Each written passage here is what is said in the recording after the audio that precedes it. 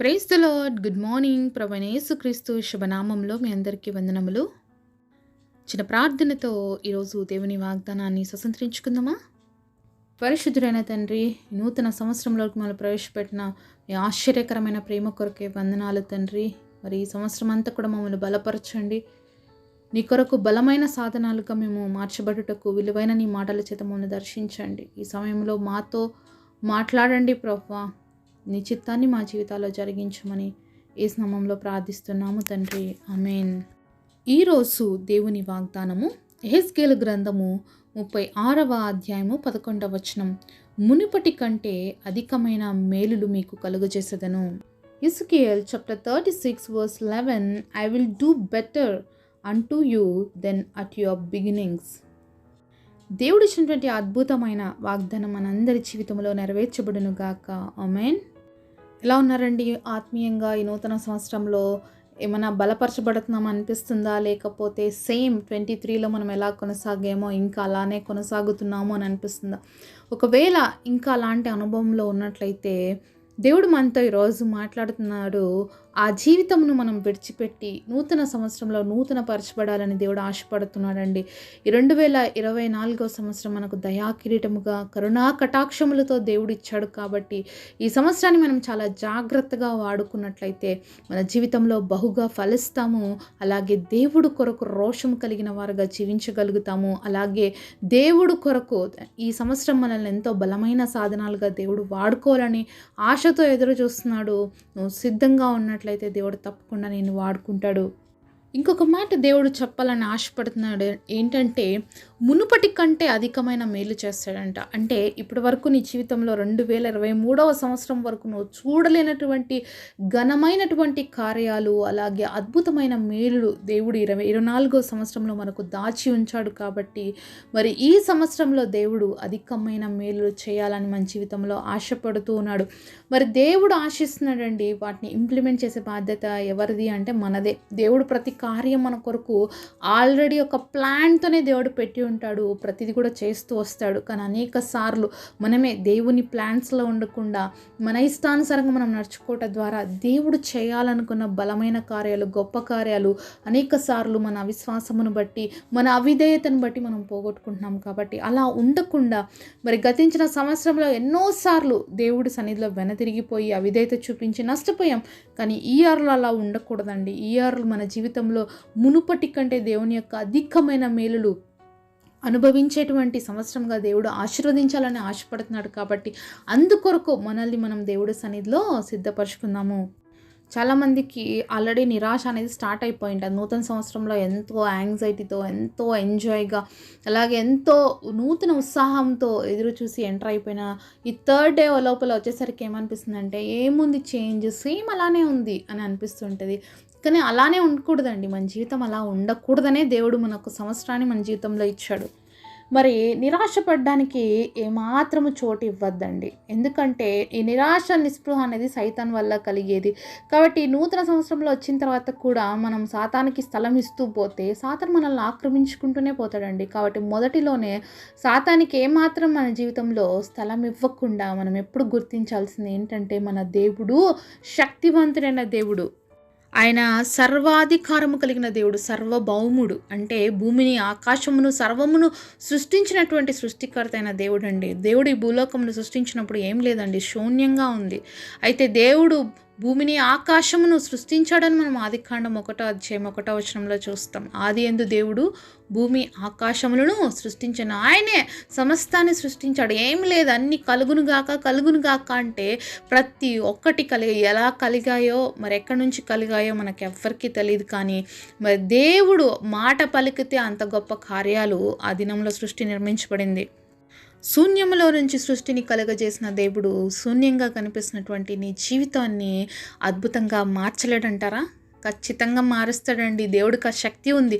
అనేక సార్లు మన జీవితాలు ఎలా ఉంటుంది తెలుసా? పరిస్థితి అసలు నమ్మలేము. జరుగుతుందా నా జీవితంలో, ఇది అవుతుందా నా పరిస్థితి బట్టి అని మనకు అనిపించవచ్చు. కానీ దేవుడికి అది సాధ్యమండి. ఒక్కసారి ఆలోచించండి. మరి శూన్యంను తీసుకొచ్చి సృష్టిగా కలుగజేసినాడు అంటే ఎంత అద్భుతమైన సృష్టిని చూస్తున్నాం కదా ఈరోజు. ఎంత అందమైన సృష్టిని చూస్తున్నాం. ఒక సృష్టిలో పశువులు, పక్షులు, మరి జీవరాశులు, మరి వృక్షాలు ఇవి మాత్రమే ఉన్నాయంటే కాదు.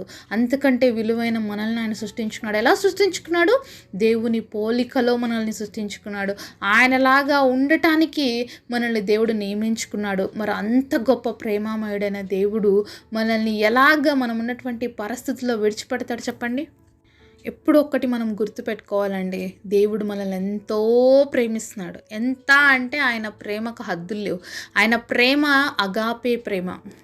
ఒకసారి ఎఫెసీ పత్రిక 1వ అధ్యాయము 6వ వచనంలో చివరి భాగం చూద్దామండి.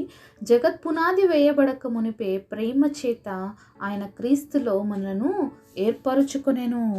మరి దేవుడు జగత్ పునాది వేయబడక మునిపే మనల్ని క్రీస్తులో ఏర్పరచుకునేనన్న మాట తెలియజేస్తున్నాడంటే మనం ఎప్పుడున్నాం? జగత్ పునాది వేయబడక మునిపే ఆయన ప్లాన్స్లో ఉన్నాం, ఆయన ప్రణాళికలో ఉన్నామండి. అంతగా మనల్ని క్రీస్తులో దేవుడు ప్రేమిస్తున్నాడు.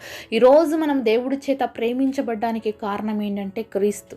దేవాది దేవుడు మానవుడిగా ఈ లోకానికి రావడాన్ని బట్టి ఆయన ఇచ్చినటువంటి ఉచితమైన కృప ద్వారా ఈరోజు పరమ తండ్రి అయినటువంటి దేవుడి ద్వారా మనం ప్రేమించబడుతున్నామో, పరలోక రాజ్యానికి వారసులమై ఉన్నాము. మరి దేవుడు మనల్ని ఎంతగా ప్రేమించాడు అంటే ఆ ప్రేమకి మనము లోతు, ఎత్తు, వెడల్పు ఏమీ కొలవలేమండి. అంతగా మనల్ని ప్రేమించాడు.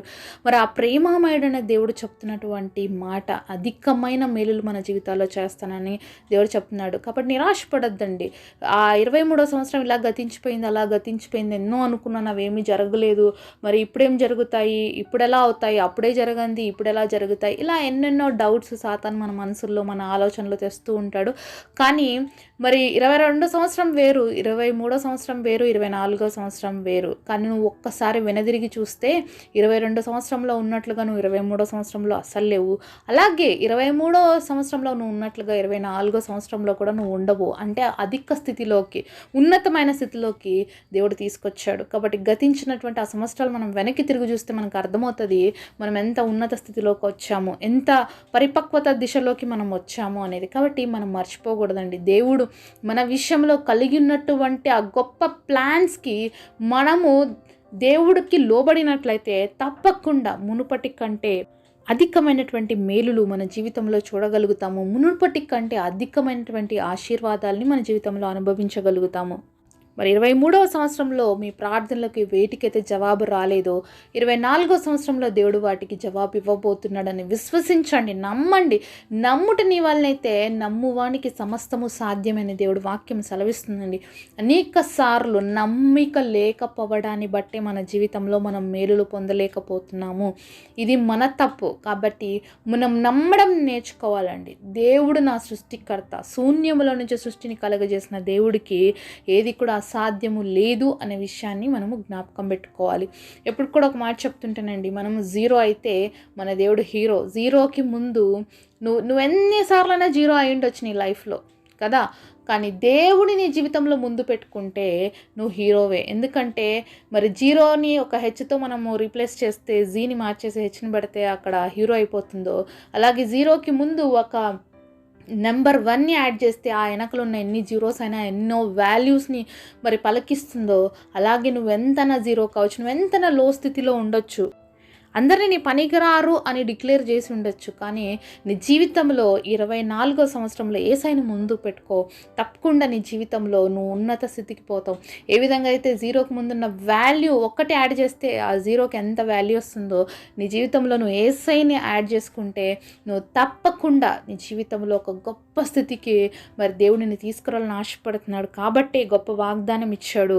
మరి మునుపుట్ ఎన్నడూ కూడా నువ్వు చూడలేనటువంటి అద్భుతమైన కార్యాలు, మునుపెన్నడూ కూడా నువ్వు అనుభవించినటువంటి గొప్ప కార్యాలు దేవుడు నీ జీవితంలో చేయబోతున్నాడు. మరి వాగ్దానాన్ని నమ్మండి. ఇది నాకే నువ్వు రిసీవ్ చేసుకున్నట్లయితే దేవుని యొక్క అద్భుత కార్యాలు నీ జీవితంలో చూస్తావు. అట్టి కృప దేవుడు మనందరికీ దయచేయును గాక. ప్రియమైన యేసయ్య, మీరు ఇచ్చిన ఈ వాగ్దానం కొరకు మీకు స్తోత్రాలు. ఈ వాగ్దానం మేము నమ్ముతున్నాం, విశ్వసిస్తున్నాం, స్వీకరిస్తున్నాం యేసుక్రీస్తు ప్రభువారిలో. నాయనా ఈ వాగ్దానం మా అందరి జీవితంలో నెరవేర్చండి. మునుపెన్నడూ కూడా మీరు చూడలేనటువంటి గొప్ప కార్యాలు మా జీవితాల్లో జరిగించండి ప్రభువా. అలాగే ఈ వాగ్దాన ఫలాన్ని మేము పొందుకోవటానికి మా అందరి జీవితాలను మీరు బహుగా బ్లెస్ చేయండి నాయనా, ఆశీర్వదించండి. ఈ వాగ్దానం నెరవేర్పు మీ మందిరం చూసి నేను మహిమపరచడానికి నూతన సంవత్సరములు మేము అధికమైన ఆశీర్వాదాలతో నేను మహిమపరిచే కృప కనికరం మా అందరికీ చూపించమని యేసు నామములో ప్రార్థిస్తున్నాము తండ్రి, ఆమేన్. ఈరోజు బర్త్డే అలాగే వెడ్డింగ్ యానివర్సరీ సెలబ్రేట్ చేసుకుంటున్న మీ అందరికీ కూడా wish you happy birthday and happy anniversary. God bless you.